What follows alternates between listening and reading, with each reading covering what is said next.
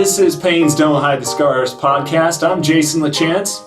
I'm Julian Carvajal. And you are our... I am the pain outreach coordinator. Yes, sir. And of course, Flindt Andersen, founder and president of this wonderful organization. Hey, it's like we got a team here. Yeah. We do. We got a third of a softball team ready to go. We just need 6 more. A little laugh at the beginning because we are going to dig into a serious topic that, again, one of the things through your expert tutelage, like my big words, Flindt. I wasn't aware of carfentanil, and we are now seeing it more and more in the news, which I'm glad because we need it. I even saw a naloxone commercial the other night. I was amazed on TV. Really? Yes. Like national TV? National TV. That's big. Yeah. So some ins and outs of carfentanil. People have been asking, a little more curiosity. I've gotten some people like, what is this thing? Is it fentanyl? And it's like, well, essentially, sort of, yes, but a lot stronger. It's an analog of fentanyl, right? It's an animal tranquilizer. Yeah. Is what it is. It was developed I think it was developed back in the early 70s, something like that. Yeah. For veterinarian use. But when you posted that this morning, because I saw it first thing, and I was thrilled that you did. But people seem to forget we were talking about carfentanil 5 years ago. When the whole fentanyl thing was coming around. Okay, you were talking about it. Let's not say we as like there was some collective you were being. Well, I meant we as an organization. Yes. We're talking about carfentanil. I don't think I had ever heard of it until maybe 2-3 years ago after I got sober. Right. And I mean, we knew it was coming. It actually started coming about 5-6 years ago when things were coming into the eastern seaboard via Russia. But we heard about it bits and pieces, and then of course we heard about the strength of it. And as we all know, once something is on the East Coast, eventually it's going to come west, and nobody really gave it a second thought. Nobody gave it a second thought, and that's what we continue to do in this country. Is we continue to not worry about it until after it's long been here, and now we got a problem with it. So. And by the way, this is a drug that Narcan has very little effect on, if any. Yeah. Well, and that's what I read, pulling up some of the factoids on it, that now when we hand out Narcan naloxone to people, we might as well give them 4 boxes. Right, might as well. I was reading, I didn't include it here on this report, Julian, that I printed out this fact sheet where I read a story where one person was saved and they had to be hit 6 times with naloxone before the paramedics got there. They said, give it they're not reviving, give them another one. And right. It kept going. And this was over, I think it took them about 25 minutes to get there. Mm-hmm. So in that 25-minute span, I mean, it's 100 times stronger than fentanyl. Well, yeah. But we're not taking everything into consideration again. And we've talked about this in the past. I worked a paramedic unit way back when, 100 years ago. Mm. And in those days, in Fresno, we could get anywhere in 10 to 13 minutes. Anywhere in this city. But that was 1978. Right? We're now well over 1 million people in this area. And it's going to take paramedics a lot longer. I don't know exactly what the response times are, but they're not 10 minutes anymore. Yeah. They're just not. So you better hit them again and hit them again with Narcan and hit them again if you have to. So you're right. We instead of giving 1 box to people, we need to give 4 or 5. Yeah. It is a scary situation, and it's sad. Reports as far as any data from toxicology reports, it was, let me find it exactly where I had it written out. Something like 258 instances now of where people have passed away and they found traces of in their system from someone that had died from an overdose. So is this a surprise attack on people again with carfentanil, or do they know that they're buying it and using it? I doubt it. I mean, I think the majority of abusers of fentanyl know that they're doing fentanyl, at least after few months of doing it. Mm-hmm. When I first started, I didn't know. I knew it wasn't real oxy, but I was doing the M30 pills. And honestly, I just didn't care. Right. After maybe 6 months You don't care. to a year, I found out what it was. And I mean, it meant nothing to me. It was just a name. I'd already been doing it. And I think Carfentanil will probably be the same. People, I mean, when you're using, you don't really care what you're putting in your body if you're anything like I was. No, you're 100% right. Yeah, as long as it feels good, I don't care what the name is. Yeah. Exactly. And you don't care how strong it is, just so you don't get dope sick. You hope it's stronger because you Absolutely, you do. Well, and I think a way to maybe break down for the average person listening, you know, is like when I first started drinking, I couldn't stand booze. Beer was fine. But then eventually it was like, oh, if I choke down this shot and then chase it with the beer, then that taste, then I get my buzz quicker and quicker. And it's no different than that. I mean, that's really kind of the way it is. Like, oh, so this is what I thought it is, but it works. The high feels real good because you were probably thinking you were getting, even though counterfeit, an oxy. Well, it wasn't. It was fentanyl. By the time you knew, you're like, oh, wow, this is way better. I'll just stick with this. Absolutely. And it's like by that time I mean, they're both opioids. That's really what I cared about at the time was as long as I get the opioid high, don't care what the name is, don't care how strong it is. If it's stronger, it's better. Right. And especially at that time, I didn't think about dying or getting sick because, you know, the more potent it is, the quicker you get hooked and the quicker you get sick. But at that time, I mean, I didn't care. I didn't even know. Actually, how I found out I was using fentanyl was I overdosed for the first time, went into treatment, and then they told us what fentanyl was. And, I mean, I didn't care, though. It was like, what's the difference? Fentanyl, heroin, oxy, they're all the same. As long as I'm not doing needles, I'm okay. Right. That was my That was our justification. Yeah, as long as we're not shooting it, who cares? But I remember reading something.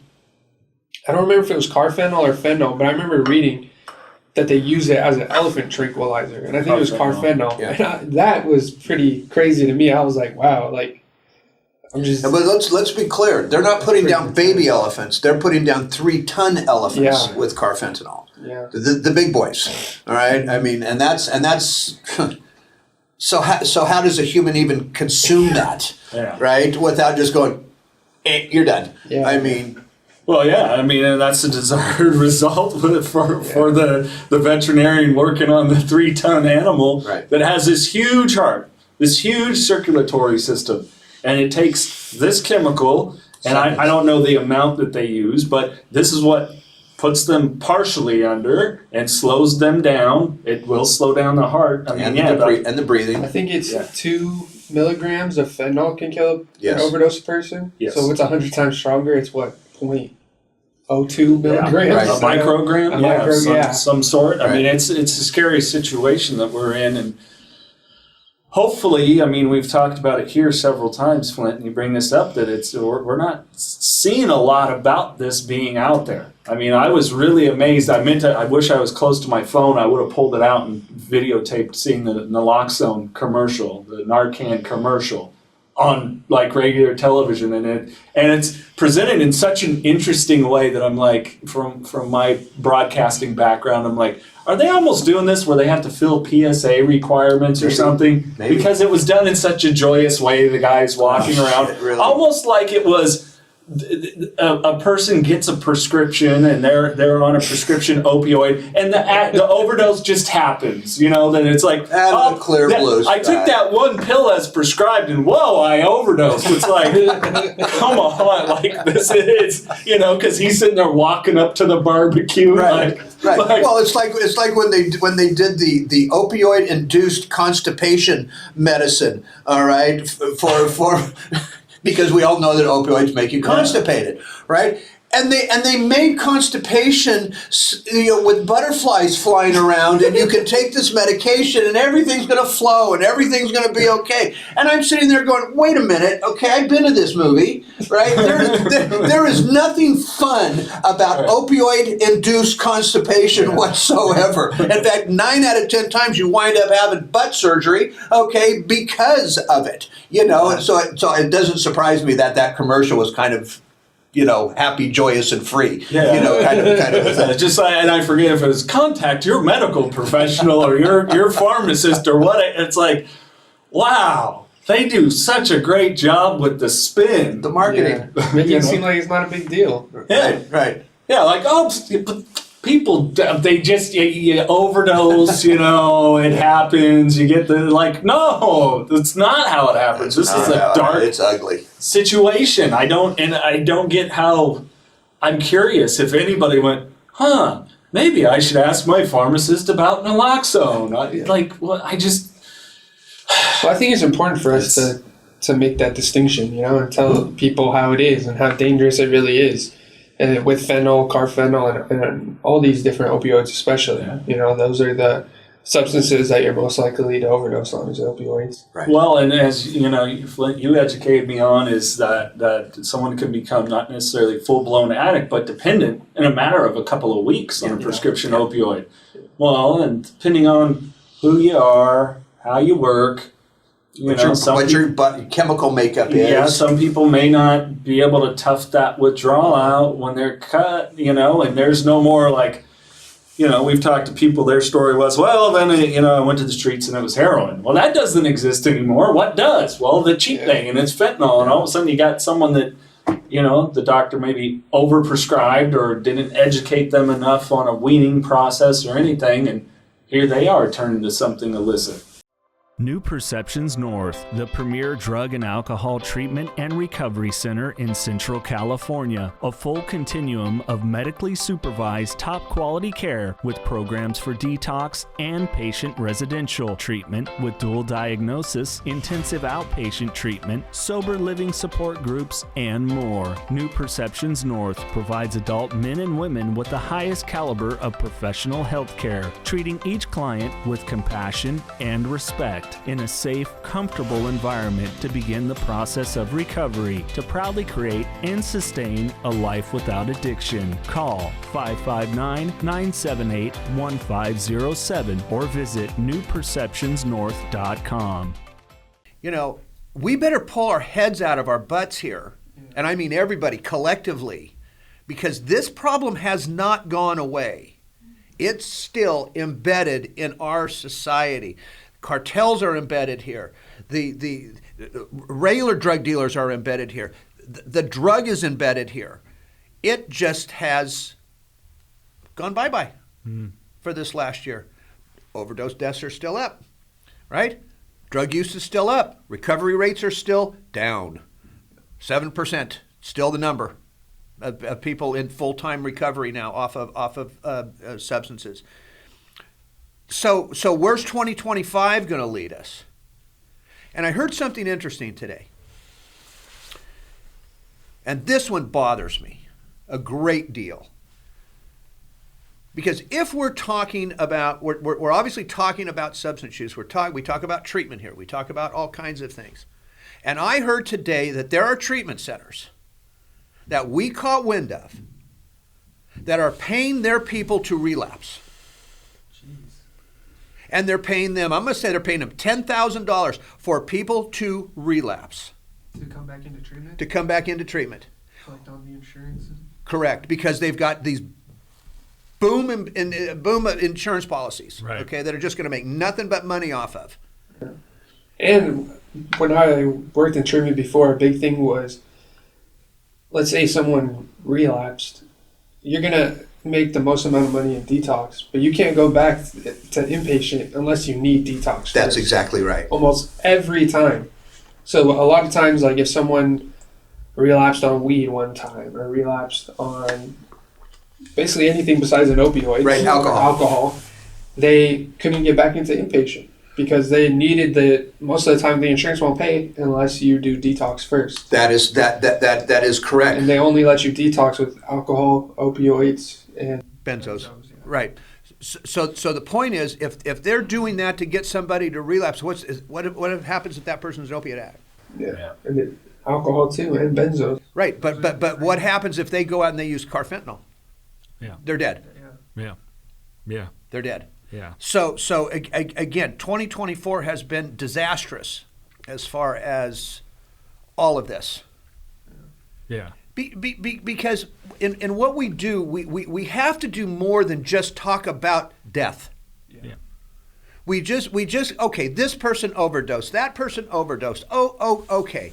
right? We've got enough people around the country talking about their children and their children that overdosed. And yes, and what a shame. Okay? But we have got to start talking about solutions. We have got to start talking about fixing treatment. We have got to start talking about those kinds of things. You just can't walk into somebody and say, look, my child died because of this, so mom and dad, please don't allow your children to use this because you don't want them to die. No shit. Yeah. Okay? No shit. No one died. The parents will still say, don't do drugs to their kids. But Flindt, we got naloxone commercials Oh, now. God. Oh, well, that's going to save it. Didn't I tell you about this? The reason the commercials are this way is because it's people that don't understand addiction. That is That's correct. why it's important for us, all three of us are recovering addicts. So it's important for us to tell the truth and the reality of it. Because a lot of people probably see those commercials and they're like, oh, okay, like, I'll just get it. My husband is an addict. He'll get it from the doctor, and we'll have one box in the house. And anything ever happens when he's taking his Percocet 10s for his back pain after all these back surgeries, it'll be fine. Everything's okay. It's not that big a deal. Right. And then, now the husband's an addict. Now their son's an addict, and she tries to give her kid 2 Narcan hits, and that's all they had. And now he's dead because he was doing Carfentanil. Right. Yeah. Right. Oh, yeah. I mean, we can even take that further. The checking account starts to go away. The credit cards start to get maxed out. Everything starts, I mean, the whole snowstorm effect, starts to hit after that. Well, the thing is with Carfentanil, you're not going to get to that point. You won't get to that You're going to die way too quickly Right. with how strong it is. With heroin even, there was a lot of overdoses in the 90s from it. Yep.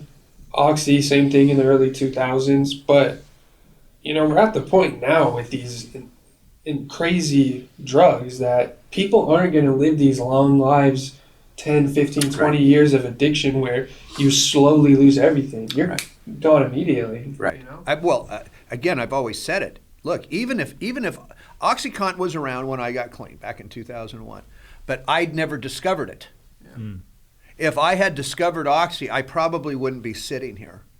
Right, and you're right. Those days of, because people don't understand, addiction can last a lifetime, right? And especially in my era. But in today's world, my God, you're lucky to maybe survive this thing for 2 years, without death almost imminent, at any given point. But you know what? Also, this 2024 taught me is, and as much as we've talked about it in the past, about how people, and you just said it, don't understand addiction. The thing that hit me the most this year was all the bullshit that every politician out there that has tried to. They have not done a damn thing to help this issue. Yeah. No. Well, like we said earlier, it's reactive. They don't care until. That's the thing why talking about deaths, even though we need to talk about other things, is important because that's when a lot of people react. We need a lot of people to react to get our government to do anything. Mm. And they're the ones who are really going to, our representatives are going to be the ones to be able to implement things that will really make these changes. But I'm, yes, I agree with you. But I'm also going to say this, what this year has taught me. I don't think anybody has the absolute power to change these insurance companies. Yeah. None. I don't care if it's President Trump. I don't care if it's a local assemblyman. I don't care if it's a governor. None of these people have the power, because the real change is going to come for treatment when insurance companies can work together with treatment in order to provide a decent to outstanding service for those clients, and give them the time that is needed for somebody to actually get the help that they need to have. Yeah. I just heard recently Kaiser is going to, they're putting a cap on therapy. So you can only do therapy for 6 months. I heard that too. Mental health therapy or whatever therapy. And it's like they're continuously trying to provide less and less services for what you pay. Yeah. Mm-hmm. They all are. It's crazy.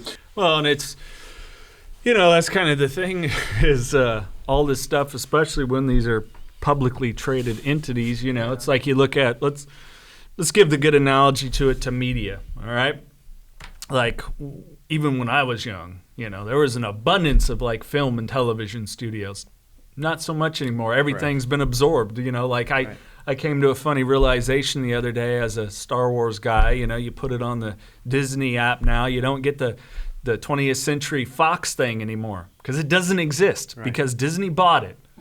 You know what I'm saying? Like it was absorbed, and it's what happened with, you know, all these great film studios. Now it's whittled down. There's very few of it. Well, the same thing has happened with insurance companies. And what are these insurance companies that are publicly traded? What are they going to do? Their priority is towards, when it's from a business standpoint, the stockholders and how do we increase our profits. Right.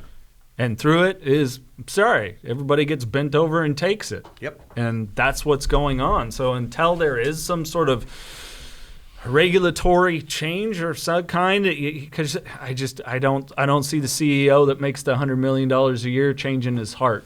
You know, I don't know what it would take to change their heart to go. We could get into the United Healthcare guy. Yeah, yeah. Well, probably them experiencing their own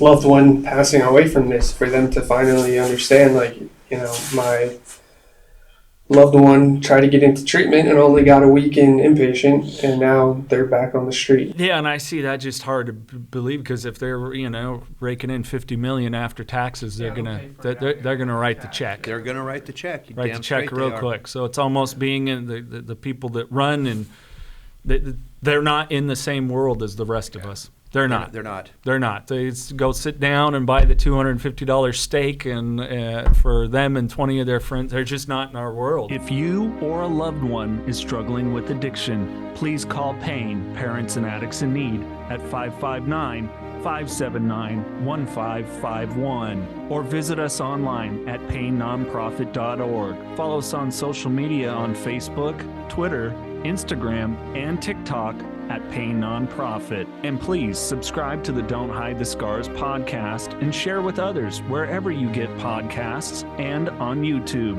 And if you would like to donate to PAIN, Parents and Addicts in Need, please click the link in the description to make your tax-deductible donation today and help us save more lives gripped by addiction.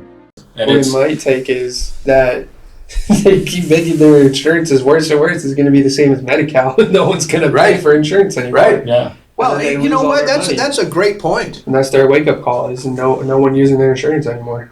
Right. Because one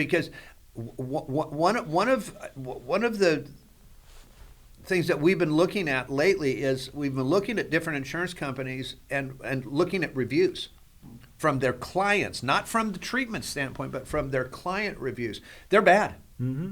They're bad all over the place, you know. And at some point, people are going to wise up and say, okay, I'm paying. I could spend so much less and get Medi-Cal because I'm getting the same services with Medi-Cal as I am with my PPO insurance. Well, then you're also kind of screwed because I couldn't, you know, based upon income, you can only get certain stuff. You are locked in. You have to take what is available in the marketplace. And what they've really done through this, and it was, hey, well, Obamacare, hey, I was all up for more people having health care, but this is the result of it, is they have monopolized the market. There is very few insurance companies, and you are obligated, because otherwise there's all these penalties that come with. I think in California it's $6,000 if you don't have insurance. Yeah, I'm not sure. If you don't carry insurance.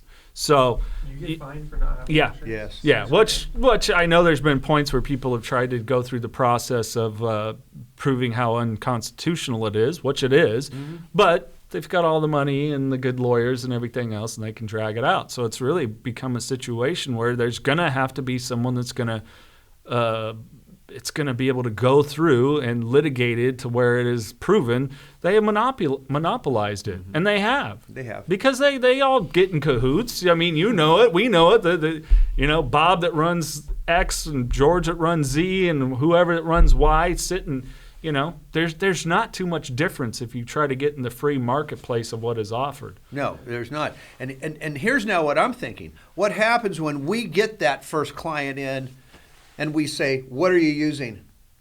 Carfentanil. What kind of headache are we going to have with their insurance company on getting him? Because we don't know yet. Yeah, they probably have nothing written about They probably have nothing written about carfentanil yet. So when someone goes into a treatment center and you go through it, and there is a protocol.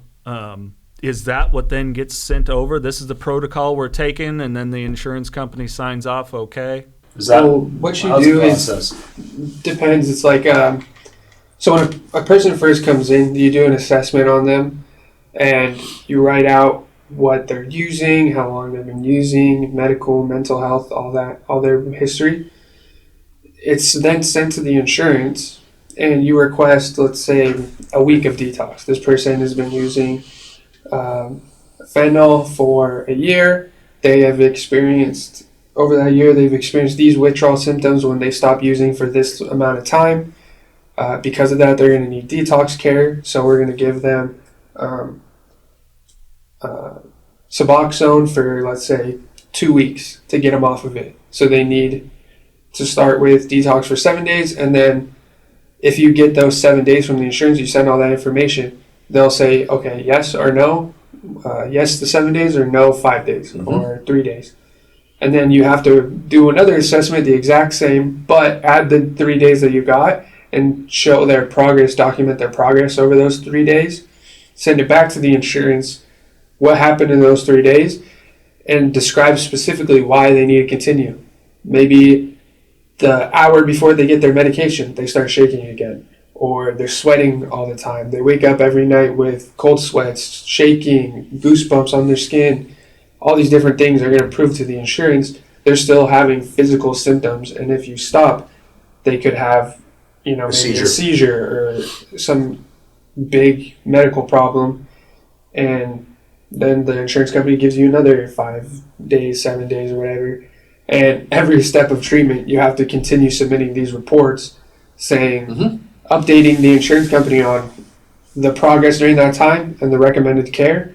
And then you basically just have to take whatever they give you. Right. And they may come back and say, no, we're only going to give you 2 days. Yeah. So then in then another 2 days, you got to fill out the same documentation again and send it to them and fight for that client to hopefully get them 3 to 5 more days. Or whatever the amount of days that you're looking for. And remember, you've always got some doctor on the other end of that phone with the insurance company that's making the call, that's making the decision if this person's going to get it or not. And remember, the job of insurance companies is not to provide you the best care possible. It is to get you in and out as quickly as possible. Yeah, and they could screw you like crazy after. They could give you 5 days of detox and just say, nope, we're not going to pay anymore. Right. And then the treatment center has to decide whether we're going to give them free care Correct. or we're going to Let let them go. And they could say, you know what, fine, we'll give you the 2 days of detox, the 2 weeks of detox, but then after that they get outpatient right away. Right. They get 2 days of 1 hour therapy, and that's it. A week. It's all in their hands. It's all in their And hands. they get a month to 2 months of treatment total. When we all know it takes a lot longer than that to get some stability. Not inpatient though. Correct. Yeah. So outpatient, which is great because then you're still left to your own volition. Yeah. Yes. Which So you need that. For me, I know, because I think it was 31 days in inpatient, and then I went straight into sober living from there. And I was in sober living for 7 or 8 months, so a total of 8 or 9 months that I was in a place getting drug tested where I couldn't just go out and get high on my own. accountability. Yeah, the accountability. That was extremely important for me. Yep. And I really think it took me, though, at least bare minimum 3 weeks to even be able to function. Like Get your feet on the ground. if I would have left any sooner than 3 weeks, I would have immediately relapsed, even if I went to sober living. Because it was just overwhelming, just existing. Yeah, and you have a loving, supporting family. Think about the person that all they have is their cohorts that they used or bought for. It's like how would anyone expect if you get just thrown back out in that environment? And that is the issue that we have been fighting so hard and so long for. We cannot get that message in front of any politician, in front of anybody in Sacramento. That's the message that never gets spoken about. Well, because it doesn't affect them. If they don't have insurance, they'll pay out of pocket those 5 extra days their loved one needs, or they need themselves to detox. And I think it's just a nature when it comes to the politicians is it's a lot of talk. They don't believe what they're saying. We care about you, especially the black and brown kids and everything. Like, okay, then you should understand if you are speaking like how horrible some of these environments are, not necessarily their family, but maybe we all know what it's like to struggle economically, especially in this time. If it is in a neighborhood and the family can't just pick up and move, like that's the stupidest thing I hear. Well, why didn't they move? Okay, sure. You don't actually believe what you're saying. You say it because it's a platitude. Right. But if you actually cared and you actually wanted to have some influence, or if you weren't compromised and in the pockets of all these insurance companies, then you would do something. But you are, and you don't want to hear the message, so you get a platitude like the one you've heard. Well, I can't believe that every drug dealer, it's every drug dealer laces their pills with fentanyl. It's come on, moron. Yeah. Yeah, they want to get you hooked too. It's the economy. They're granted they're business without a soul, but it's still a business for them. And so again, the question stands: what do all these people think is going to happen here? And I'm talking about, again, the politicians. And not every politician is a jackass. Okay, that's not what I'm saying. All right, but what do they think is going to be the end result of all of this mess? We know it's not going to be good. It's already not good. Do they think just magically, I dream a genie, boom, and everything goes away? Sorry, sports fans, it doesn't work like that. I think it's common for all people. We just don't like talking about difficult, uncomfortable. We don't. Things. We don't like being uncomfortable. And I get that a lot. Easy way out. And I get. And not talking about it's easy. Right. I mean, I've walked into places and guys will kind of joke a little bit, and they'll go, "Gee, Flindt, what happiness do you have for us today?" Because they know what I do, right? And so there's a piece of that I understand. People don't want to hear about it. They don't want to talk about it. And yes, we talk about it because it's our passion. It's what we do. It's who we are. But again, how can the general public be so blind as not to see where this is leading? I think a lack of education, and like Julian's saying, it is so tough. Like, it's taken me it took me to work under someone like yourself to remind me, remember, this isn't your recovery. Yeah. This is a separate thing. It takes for a lot of us that, and people think everybody, once you get sober, you go into working in treatment and starting a podcast.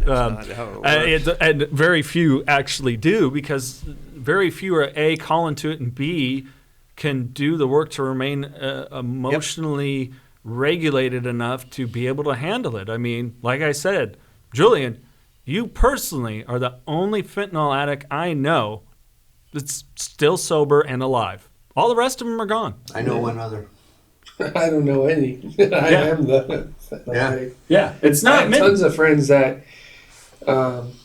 Actually, I do know one other guy, and it's because we got sober on the exact same day. He's the only other person I know. We got sober on the exact same day. You know what we're talking about? Yeah. DG? No. Oh, okay.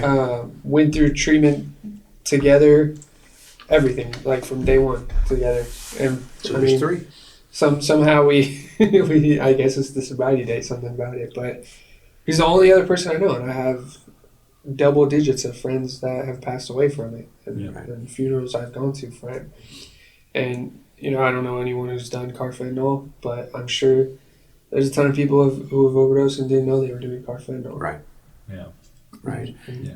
I'm wondering, and I'm sure they can detect that, in an autopsy at this point, because it is it is a drug that's used for veterinarians. So. Well, I was wondering if you guys know if there's a drug test, like when you're still alive. I don't think for humans. I really don't. I haven't heard of one. I mean, it took a long time for them to have a fentanyl drug test. When I went into treatment the first time, it was probably fentanyl had. I mean, it wasn't mainstream like that, but it had for sure been out for at least like 5 years on the street. People using it. So we're talking about the urine test, right? Yeah. Yes, they didn't even have it. They didn't have a fentanyl drug test at St. Agnes or Community Hospital at one point. 2021 that they got it. Yeah. Because when I'm 2020 or 2019 when I overdosed the first time I went in treatment, I continued using the entire time I was in treatment because they didn't test for fentanyl. Right. And that's when I learned about fentanyl. Like they knew what fentanyl was, but there was no drug test that existed for it. Yep. So every single person that was there continued using fentanyl or started using fentanyl because there was no drug test for it. Right. Wow. Oh yeah. And it was I didn't hear about it until when I got sober this time in 2021. Right. That's when I first ever learned that they had a fentanyl drug test. Yep. No, he's absolutely right. There were no. In fact, we found them and gave some to local people because we were the only ones that had it. I'm not saying some hospitals didn't have it, but some didn't. Then, with that said, when did treatment start getting a protocol for fentanyl? Oh, I think we got it in 21, something like that. But it wasn't so much changing protocol. Again, it was used with Suboxone. It was used with other drugs, kind of a normal opioid withdrawal, just a greater length. Right. You know, a lot of it is in treatment with the insurance. It's not necessarily about the drug. It's more about the class of drug. Yeah. So like oxy, heroin, fentanyl, probably carfentanil. They'll probably treat it all the same. All the same. Right. Yeah. And it's just, I mean, I've seen people who did heroin or oxy and they got longer time in detox than people that did fentanyl. So I don't think the insurance really cares about what drug you're doing. I think it's more like your actual physical medical history and the length of use is the big one. Right. How long you've been using. And with meth and coke, good luck. You better have cash. Nothing. You get nothing. Yeah. Nothing. Yeah. No detox, which I think. I mean, it's crazy because I remember specifically one case that baffled me. This guy, he was maybe a couple years older than me, came into treatment, was in the hospital several times from a heart attack, and he was maybe 26, mid to late 20s. Had a heart attack before, multiple times in the hospital for heart problems from doing so much crack and meth, and he didn't get any detox. Right. I'm like, dude, this guy is like seriously physically ill. And it's not even just the mental stuff, or like he needs medication. He probably needs medication for his heart, right, and medication to stop using, because at that point your heart will have issues when you stop and when you use. Yes. Yeah. And let's for those that don't know, try getting a meth person slowed down enough to even take a blood pressure. Yeah.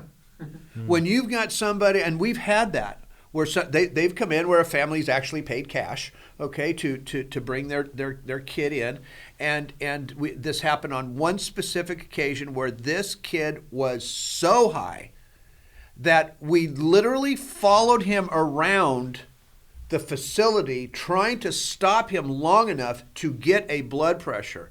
When you look at somebody that's just totally tweaking on meth, okay, it's something out of a sci-fi movie. It's scary. They're twitching. They can't move. They can't stop. They can't do anything. Mm-hmm. An antihistamine like hydroxyzine is not going to do the trick. No, benzo, massive amounts of it. Mm-hmm. Okay, you need to knock them on their ass is what you need to do, so you can even get a blood pressure or take a pulse. On somebody. Yeah. I think because my dad was crank. I think he rebuilt an big rig engine. Oh, and one, I can do it. I have no doubt. It's the insanity of it.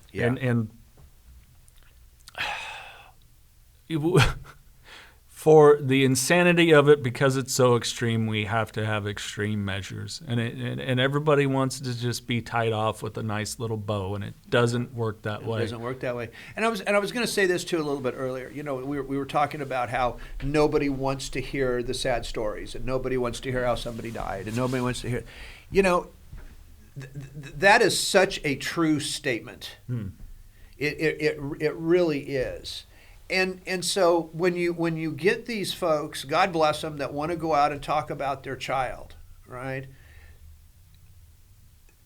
They're only going to reach so many, okay? And it's going to halt at some point. So I hope they have something else planned, okay? Because, and just like a regular overdose, I mean, let's keep this in mind. Narcan is not the answer. It is it's not a treatment tool, okay? It's not going to it's not going to cure somebody's addiction. It's going to make it worse. It's going to make it worse, okay? I had a box of, like a cardboard box full of Narcan doses in my car for the entire last year of my use. Yeah. And I overdosed 3 or 4 times in my car and had it. Well, get it. People don't realize you can't self-administer. Yeah. Okay. You can't wear it around your neck and go, "Oh, I'm starting to go." Yeah. Okay. And what's that? I've fallen and I can't get. I've fallen. I can't get up. Button. Yeah. Okay. I mean, Jesus. Well, because the high hits you real fast, right? Yeah. Especially almost every single. I think every time besides the first time, I overdosed from smoking it, and that's instant. Before you even put the pipe down, you're gone. Yeah, and it's especially when you overdose, because when you use and get high, usually it's maybe 30 to 45 seconds that you start feeling it, and within 2 minutes it's hitting you hard. But every time I've overdosed, it was instant. I remember inhaling and I remember waking up later. That's right. It. Right. So I don't know if it was immediate, but my memory was immediately gone. Yeah. But that's where we're at, boys. Yeah. You know, that's at the end of 2024. This is where we're at, and I'm just hoping that 2025 brings us, a little more. I don't know. I don't even know how to put it anymore. But a little more knowledge, or other people can become more knowledgeable of this. That we have to continue to get the message out there. We've got to continue to see those families, because if not, this whole thing is just going to turn into the worst. It already has, but one of the worst nightmares this country's ever seen. Anyways, I hope it was eye-opening for those listening and watching. We really wanted to talk about carfentanil, get it out there, educate the public a little bit more. Mr. Andersen? Good one, guys. Yes, sir. You know what? Look, we're going to take this thing and keep going into the new year. We've got some big plans that are coming up, and get out of our way, because this is what we do, and this is what we do best, and we're gonna stay here until we can get some things figured out. Absolutely. We got a couple of episodes coming up. One of them we're going to talk about, really, if you are in recovery, new to recovery, how maybe setting some of those New Year's goals and resolutions, and even our own reflections. I am a person, I still set goals every year. Maybe tips on how to do that. And we're going to have a fun one. Yes. Where we are challenged. We can't talk anything recovery. It is just going to be about the things that we enjoy. It's literally going to be what we enjoy about sober. Yep. Being sober. Yep. That is it. That's going to be a good one. Yeah. So hit that subscribe button, Apple Podcasts, Spotify, and of course, if you're on the YouTube channel, subscribe, leave a thumb up on the video, a comment down there, and please share with someone else. Share the video. Listen to Julian. Listen to him.